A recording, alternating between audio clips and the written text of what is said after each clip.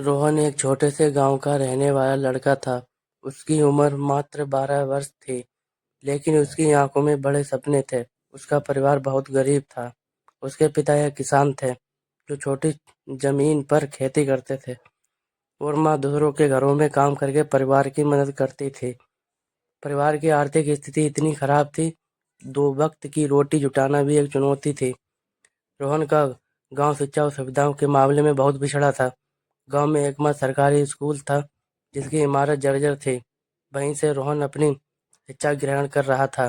पढ़ाई के प्रति उसकी लगन और मेहनत देखते ही बनती थी। स्कूल जाने से पहले वह अपने पिता के साथ खेत में काम करता और स्कूल से घर लौटकर घर के कामों में अपनी माँ की मदद करता था। इन सब के बावजूद वह अपनी पढ़ाई में कोई कमी नहीं आने देता था।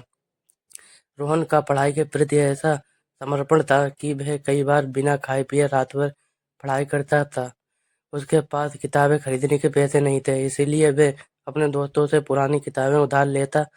वह अपनी स्लेट और चौक से ही गणित के सवाल हल करता और मिट्टी की दीवारों पर अभ्यास करता। रोहन के स्कूल के शिक्षक श्री शर्मा उसके मेहनती स्वभाव से बहुत प्रभावित थे। उन्होंने उसकी मदद करने का निर्णय लिया। वे अक्सर रोहन को अपनी पुरानी किताबें और नोट्स दिया करते थे। शर्मा जी ने रोहन को पढ़ाई के महत्व और उसके भविष्य के लिए मेहनत करने की प्रेरणा दी। रोहन के परिवार की आर्थिक स्थिति दिन प्रतिदिन बिगड़ती जा रही थी। कई बार ऐसा होता था कि खेत में फसल खराब हो जाती और घर में खाने को कुछ भी नहीं बचता। इन परिस्थितियों में रोहन को अपनी पढ़ाई छोड़ने की नौबत भी आई। उसके पिता चाहते थे कि वह काम करके परिवार की मदद करे, लेकिन उसकी मां ने उसे पढ़ाई जारी रखने के लिए प्रोत्साहित किया।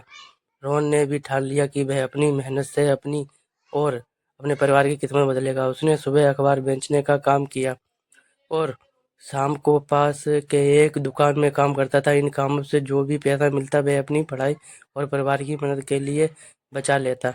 रोहन की मेहनत और लगन ने धीरे धीरे उसका नाम बना दिया। उसकी शिक्षा में हमेशा प्रथम स्थान आता। गांव के लोग उसकी सराहना करने लगे। जब उसने अपनी कक्षा 10वीं की परीक्षा में जिले में टॉप किया तो वे पूरे गांव के लिए गर्व का विषय बन गया। उसकी ये सफलता स्थानीय अधिकारियों तक पहुंची, जिन्होंने उसकी मदद के लिए छात्रवृत्ति प्रदान की। इस सहायता से रोहन ने एक अच्छे स्कूल में दाखिला लिया और अपनी पढ़ाई जारी रखी। सपना इंजीनियर बनने का था। उसने पूरे दिल से अपनी 12वीं की पढ़ाई की और राष्ट्रीय स्तर की इंजीनियरिंग प्रवेश परीक्षा में बैठा। अपने अथक परिश्रम और लगन से उसने परीक्षा में अच्छे अंक प्राप्त किए और उसे एक प्रतिष्ठित इंजीनियरिंग कॉलेज में दाखिला मिल गया। कॉलेज की पढ़ाई के दौरान भी उसने कठिन परिश्रम जारी रखा।